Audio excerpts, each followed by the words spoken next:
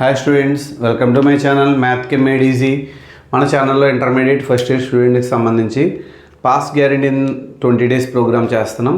ఆ ప్రోగ్రాంలో డే 13కి సంబంధించి కెమిస్ట్రీలో chemical equilibrium, acids and bases అనే చాప్టర్ నుంచి 4 ఇంపార్టెంట్ 4 మార్క్స్ క్వశ్చన్స్ మీకు ఇప్పుడు ఎక్స్ప్లెయిన్ చేస్తాను.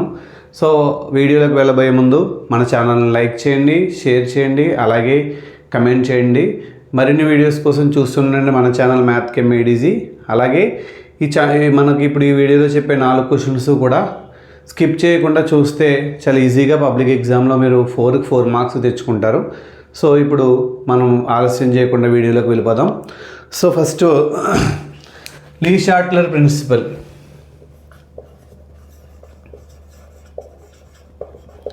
Lee-Shorter principle.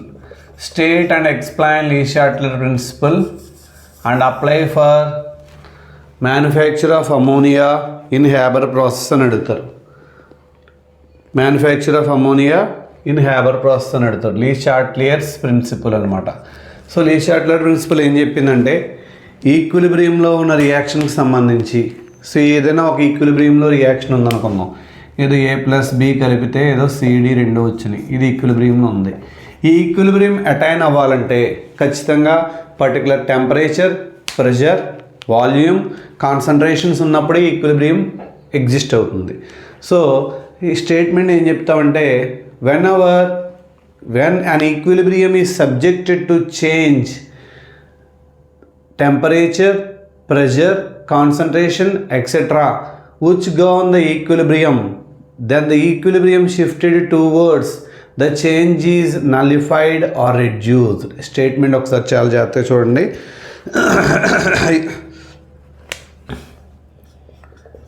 If we change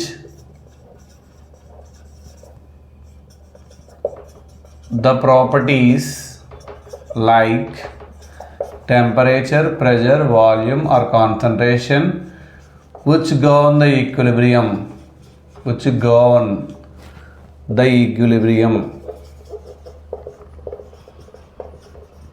then the equilibrium is shifted towards the change is reduced or nullified. So ఈక్విలిబ్రియంకి కారణమైనటువంటి టెంపరేచర్, ప్రెషర్, వాల్యూమ్, కాన్సన్ట్రేషన్ అలాంటి ప్రాపర్టీస్ని కనుక మనం డిస్టర్బ్ చేస్తే, చేంజ్ చేస్తే అప్పుడు ఈక్విలిబ్రియం ఎటు షిఫ్ట్ అవుతుందంట, మనం చేసిన చేంజ్ నల్లిఫై అయ్యే విధంగా, మనం చేసినటువంటి చేంజ్ ఏదైతే ఉందో అది నల్లిఫై ఆ రెడ్యూస్ అయ్యే విధంగా జరుగుతుంది. అంటే ఇప్పుడు ఒకవేళ మనం టెంపరేచర్ పెంచామనుకోండి, టెంపరేచర్ తగ్గేవైపు రియాక్షన్ జరుగుతుంది. వాల్యూమ్ పెంచితే ప్రెషర్ తగ్గేవైపు, అలా అనమాట. సో మనం ఏం చేస్తే దానికి ఆపోజిట్గా జరుగుతుందని లీ-షాట్లర్ ప్రిన్సిపల్ చెప్తుంది. సో ఇందులో manufacture of ammonia in Haber process చూద్దామండి. Manufacture of ammonia in Haber process అంటే సింపుల్గా మన ఫార్వర్డ్ రియాక్షన్ జరగాలన్నా, బ్యాక్వర్డ్ రియాక్షన్ జరగాలన్నా ఖచ్చితంగా మనం ఈ లీ-షాట్లర్ ప్రిన్సిపల్ని బేస్ అయ్యి చెప్తాం. ఫర్ ఎగ్జాంపుల్ ఇక్కడ N2 గ్యాస్కి 3 moles ఆఫ్ H2 గ్యాస్ని కనుక కలిపితే 2 moles ఆఫ్ NH3 గ్యాస్ అనేది వచ్చింది. సో ఇక్కడ ఎంథాల్పీ చేంజ్ ఎంత అంటే కనుక -93.2 kilojoules అనేటువంటి హీట్ లిబరేట్ అయిందనుకుందాం. సో అయితే ఇక్కడ ఈ రియాక్షన్లో మన యాంబిషన్ ఏంటంటే హ్యాబర్ ప్రాసెస్లో అమోనియాని మ్యానుఫ్యాక్చర్ చేయాలి. అంటే ఖచ్చితంగా అమోనియా ఏదైతే ఉందో ఈ అమోనియాని ఎక్కువ ఈల్డింగ్ వచ్చేలా చూసుకోవాలి. దానికి సంబంధించి అలా ఎక్కువ ఈల్డింగ్ రావాలంటే మనం ఏం చేయాలో చూద్దాం. ఫస్ట్ వన్ మనం ప్రెజర్ గురించి మాట్లాడితే in the above equation 4 volumes of reactants can be converted into 2 volumes. We observe that in forward reaction the volume is decreases. Forward reaction లో వాల్యూమ్ తగ్గింది. అంటే ఫార్వర్డ్ని ఎంటర్టైన్ చేయాలంటే high pressure is applied. High pressure apply చేయాల్సిన అవసరం ఉంది. ఎంత వాడతాం sir pressure అంటే 200 atm ప్రెషర్ వాడతాం. కొన్ని బుక్స్లో 200 to 300 atm అని కూడా రాస్తారు. 200 atm రాసిన ఇబ్బంది ఏమీ లేదు. సో నెక్స్ట్ ప్రెజర్ అయిపోయిన తర్వాత టెంపరేచర్ ఏం చేయాలి sir? Given reaction is an exothermic reaction. Exothermic అంటే హీట్ ఎనర్జీ లిబరేట్ అవుతుంది. ఎలా తెలిసింది సార్ మీకంటే ΔH నెగిటివ్లో ఉందంటే అది exothermic reaction. So exothermic reaction అంటే హీట్ రిలీజ్ అవుతుంది. హీట్ రిలీజ్ అవ్వాలి అంటే చుట్టూ సరౌండింగ్ అంతా స్లోగా టెంపరేచర్ డౌన్గా ఉండాలి. అండ్ లో టెంపరేచర్ ఫేవరబుల్. కానీ లో టెంపరేచర్ దగ్గర రియాక్షన్ ఎలా ఉంటుంది? స్లోగా జరుగుతుంది. ఎందుకంటే లో టెంపరేచర్ ఇస్తాం కరెక్టే, హీట్ బయటకు లిబరేట్ అవుతుంది కాబట్టి చుట్టూ చల్లగా ఉండే వాతావరణం పెడతాం. కానీ లో టెంపరేచర్ దగ్గర రియాక్షన్ ఫాస్ట్గా జరగదు కాబట్టి ఆప్టిమమ్ టెంపరేచర్ వాడతాం. ఆప్టిమమ్ టెంపరేచర్ ఎంత వాడతామంటే 725 to 775 కెల్విన్ని యూజ్ చేస్తాం. అలాగే నెక్స్ట్ కాన్సన్ట్రేషన్ అనేది రాయక్కర్లేదు. ఒకవేళ రాద్దాం అనుకుంటే రియాక్టెంట్స్ కాన్సన్ట్రేషన్ హైగా తీసుకుంటే అప్పుడు తగ్గే వైపు రియాక్షన్ జరుగుతుంది కదా. సో ఇది ఎక్కువ తీసుకుంటే తగ్గే వైపు జరుగుతుంది రియాక్షన్. అంటే ఆటోమేటిక్గా తగ్గుతుందంటే రియాక్షన్ ఇటు వెళ్తుంది, ఫార్వర్డ్ వైపు వెళ్తుంది. అంటే ఫార్వర్డ్ రియాక్షన్ ఎంటర్టైన్ చేయాలి అంటే రియాక్టెంట్స్ హై క్వాంటిటీలో తీసుకోవాలి, ప్రొడక్ట్స్ లో క్వాంటిటీలో తీసుకోవాలి. అప్పుడు ఆటోమేటిక్గా ఇది హై ఇది లోగా తీసుకుంటే so according to Le Chatelier principle ప్రకారం ఇది లో అవుతుంది, అది హై అవుతుంది అనమాట. అది మనం ఇక్కడ రాయక్కర్లేదు, మామూలుగా మీకు తెలియడం కోసం చెప్పాను. నెక్స్ట్ కెటలిస్ట్ గురించి మాట్లాడదాం. కెటలిస్ట్ అంటే ఏంటి? రియాక్షన్లో ఇన్వాల్వ్ అవ్వకుండా రియాక్షన్ యొక్క స్పీడ్ని పెంచేదాన్ని కెటలిస్ట్ అంటాం. ఫెర్రస్ని ఐరన్ని కెటలిస్ట్గా వాడతాము. అలాగే ప్రమోటర్ అంటే ఏంటి? కెటలిస్ట్ని ఎంటర్టైన్ చేసేదాన్ని ప్రమోటర్ అంటాం. మాలిబ్డినంని ప్రమోటర్గా వాడతాం. సో దీంట్లో ఈ కెటలిస్టు, ప్రమోటరు, ఆప్టిమమ్ టెంపరేచరు, ప్రెషరు ఈ ఫోర్ వివరంగా తప్పు లేకుండా రాస్తే కనుక 2 మార్క్స్ వేస్తారు. లీ షార్టెల్ ప్రిన్సిపల్ స్టేట్మెంట్కి 1 మార్క్ వేస్తారు, రిమైనింగ్ మ్యాటర్కి 1 మార్క్ వేస్తారు. అర్థమైంది కదా. సో హ్యాబర్ ప్రాసెస్లో అమోనియాని మ్యానుఫ్యాక్చర్ చేయాలంటే మనం ఏం చేసామంటే ఈక్వేషన్ వేసుకున్నాం. ఇందులో ప్రెజర్ గురించి మాట్లాడితే రియాక్టెంట్స్ 4 ఉన్నాయి, ప్రొడక్ట్స్ 2గా మారినాయి. అంటే హై ప్రెజర్ అప్లై చేస్తేనే ఫార్వర్డ్ రియాక్షన్ జరుగుతుంది. హై ప్రెజర్ కూడా 200 ATM యూస్ చేస్తాం. టెంపరేచర్ విషయానికి వస్తే ఇది ఎక్సోథర్మిక్ రియాక్షన్ కాబట్టి చుట్టూ లో టెంపరేచర్ మెయింటైన్ చేస్తే రియాక్షన్ ఈజీగా జరుగుతుంది. కానీ లో టెంపరేచర్ దగ్గర రియాక్షన్ స్లోగా జరుగుతుంది కాబట్టి ఆప్టిమమ్ టెంపరేచర్ వాడతాం. 725 నుంచి 775 కెల్విన్ వాడతాం. ఈ రియాక్షన్కి కెటలిస్ట్ కింద ఐరన్ని, ప్రమోటర్గా మాలిబ్డినంని కూడా యూస్ చేస్తాం. సో మ్యానుఫ్యాక్చర్ ఆఫ్ అమోనియా అయిపోయిన తర్వాత next manufacture of sulphur trioxide, manufacture of SO3 in contact process. Public ఎగ్జామ్లో ఈ 2 క్వశ్చన్లు ఏదో ఒకటి ఇస్తారు. లీ షార్టెల్ ప్రిన్సిపల్ స్టేట్మెంట్ రాసి మ్యానుఫ్యాక్చర్ ఆఫ్ అమోనియా కానీ మ్యానుఫ్యాక్చర్ ఆఫ్ SO3 కానీ రాయమని అడుగుతారు. సో దానికోసం మీరు ఈ స్టేట్మెంట్ ఏ క్వశ్చన్ అయినా ఈ స్టేట్మెంట్ కామన్గా రాయాలి. 2SO2 + O2 gives rise to 2SO3 gas molecules.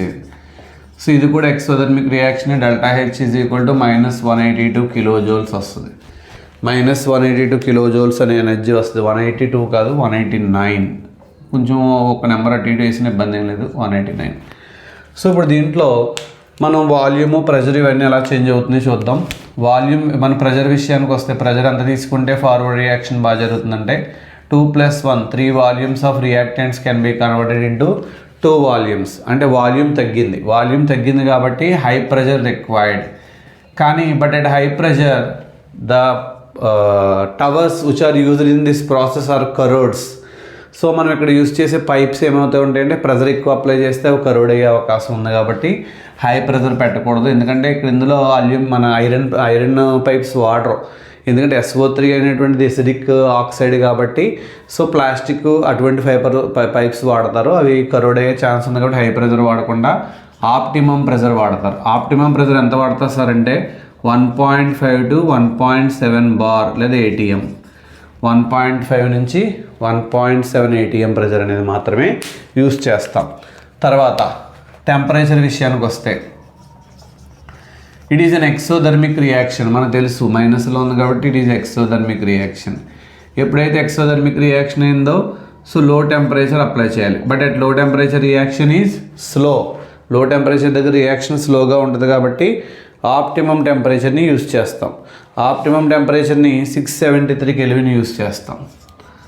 Optimum temperature is 673 kelvin use చేస్తాం. అలాగే నెక్స్ట్ కెటలిస్ట్ విషయానికి వస్తే ఫార్వర్డ్ రియాక్షన్కి క్యాటలిస్ట్ కింద వెనీడియం పెంటాక్సైడ్ని వాడతామండి, లేదా ప్లాటినం యాస్బెస్టాస్ కానీ వాడతాం. ప్లాటినం యాస్బెస్టాస్ అని రాసినా పర్లేదు, వెనీడియం పెంటాక్సైడ్ అని రాసినా పర్లేదు. ఓకే, అర్థమైంది కదా. సో ఎగ్జామ్లో లీ షార్టర్ ప్రిన్సిపల్కి కాంబినేషన్గా మ్యానుఫ్యాక్చర్ ఆఫ్ అమోనియా కానీ మ్యానుఫ్యాక్చర్ ఆఫ్ SO3 కానీ అడిగే అవకాశం ఉంది. చాలా జాగ్రత్తగా కేర్ఫుల్గా మీరు ప్రిపేర్ అవ్వాల్సిన అవసరం ఉంది. నెక్స్ట్ క్వశ్చన్లోకి వెళ్దాం. Next topic relation between KC and KP. దీనికోసం 2 ఈక్వేషన్స్ ఇచ్చే, రెండిట్లో ఎగ్జామ్లో ఏదో ఒక ఈక్వేషన్ ఇచ్చే ఛాన్స్ ఉంది. సో కేసీ ఈక్విలిబ్రియంకి సంబంధించి కేసీ అంటే ఏంటో రాసాం. కేసీ అంటే equilibrium constant with respect to concentration.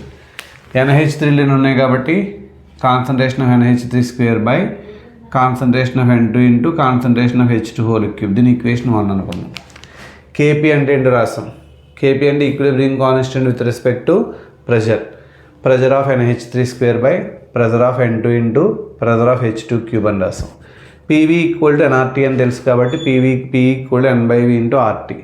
N/Vనే concentration అని రాస్తాం. So concentration of NH3 into RT whole square, ఇక్కడ concentration of N2 into RT, ఇక్కడ concentration of H2 into RT whole cube.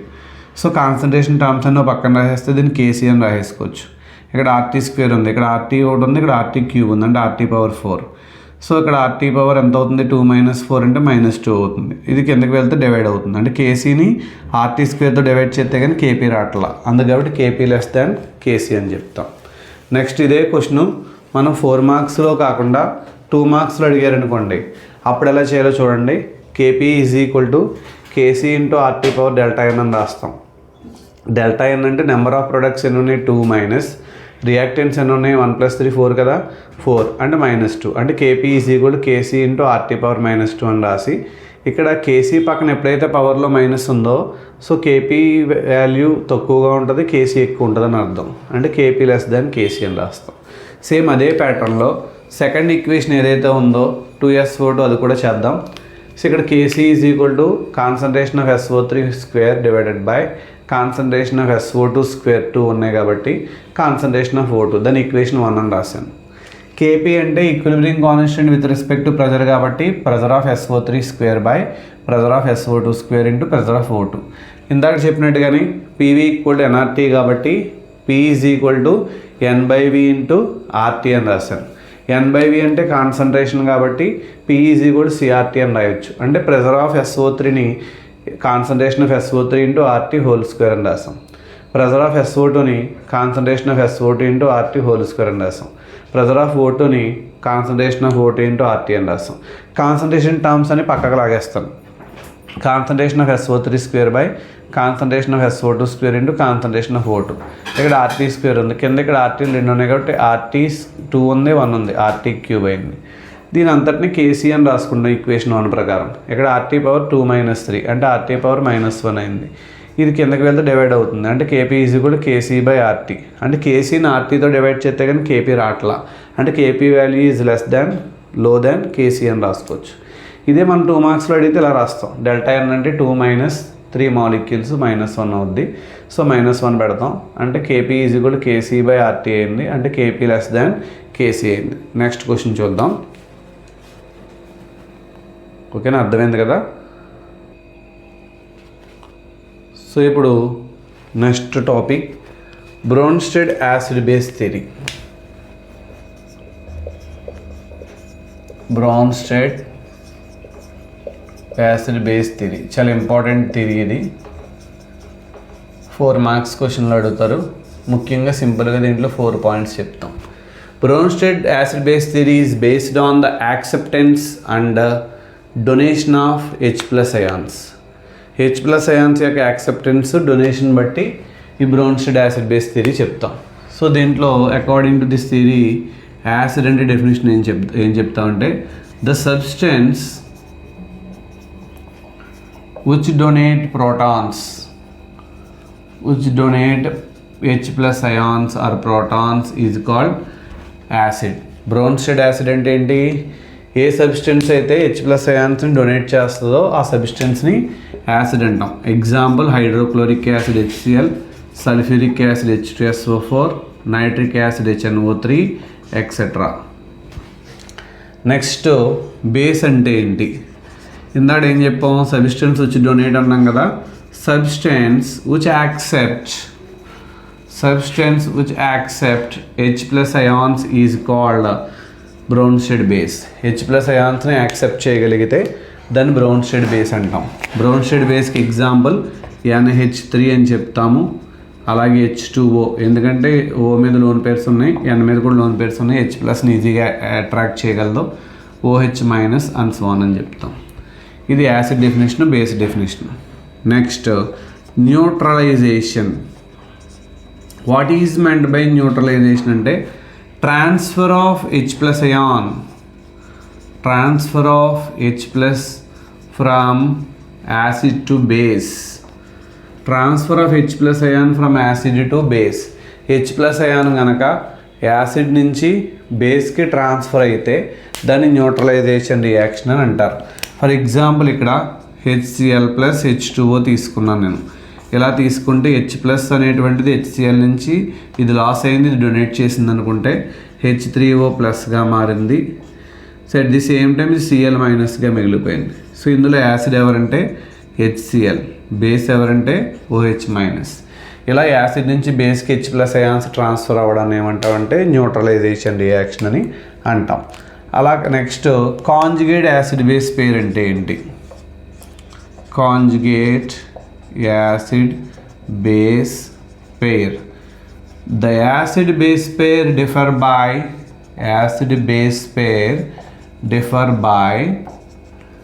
differ by 1H plus ion. 1H plus ion డిఫరెన్స్లో ఉండేటువంటి acid base Perni మనం conjugate acid base పేర్ అంటాం. Example తీసుకున్నట్లయితే HCl తీసుకున్న ఇందాక example తీసుకుందాం, న్యూట్రలైజేషన్లో చెప్పిందే. సో ఇందులో ఏమైందంటే కనుక H3O ప్లస్ వచ్చింది, Cl మైనస్ వచ్చింది. ఇందులో H2Oకి H3O ప్లస్కి డిఫరెన్స్ ఎంత అంటే 1H ప్లస్ అయాన్. అంటే ఇక్కడ దీన్ని ఏమన్నా అన్నాడు మనం, బేస్ అన్నాం, దీన్ని యాసిడ్ అన్నాం. So acid H plus ion loss అయిపోయిన తర్వాత వచ్చిందని కాంజుగేట్ బేస్ అంటామండి. సో బేస్ H ప్లస్ తీసుకున్న తర్వాత వచ్చిందని ఏమంటామంటే కాంజుగేట్ యాసిడ్ అంటాం. సింపుల్గా మీరు ఎగ్జామ్లో ఇలాంటి టాపిక్స్ H2O కాంజుగేట్ యాసిడ్ రాయమంటే ఏం చేయాలంటే, సో బేస్కి కాంజుగేట్ యాసిడ్ రాయాలి అంటే H ప్లస్ యాడ్ చేయాలి. యాసిడ్కి కాంజుగేట్ బేస్ రాయాలి అంటే H ప్లస్ రిమూవ్ చేయాలి. And acid after losing H plus ion, acid is said to be conjugate base. H plus ion loss అయిపోయిన తర్వాత యాసిడ్ కాస్త దాని కాంజుగేట్ బేస్గా మారుతుంది. H ప్లస్ అయాన్ యాక్సెప్ట్ చేసిన తర్వాత బేస్ కాస్త ఆ బేస్కి సంబంధించిన కాంజుగేట్ యాసిడ్గా మారుతుంది. సో ఇలా రాస్తే పబ్లిక్ ఎగ్జామ్లో 4కి 4 మార్క్స్ వచ్చే అవకాశం ఉంది. ఈ వీడియో కనుక మీకు నచ్చినట్లయితే లైక్ చేయండి, షేర్ చేయండి, అలాగే కమెంట్ చేయండి. మన ఛానల్ని సబ్స్క్రైబ్ చేయడం మాత్రం మర్చిపోకండి. మరిన్ని వీడియోస్ కోసం చూస్తుండండి. మన ఛానల్ మ్యాథ్కి మేడ్ ఈజీ. బాగా ప్రిపేర్ అయ్యి ఎగ్జామ్స్ మంచిగా రాస్తారని కోరుతున్నాను. Thank you.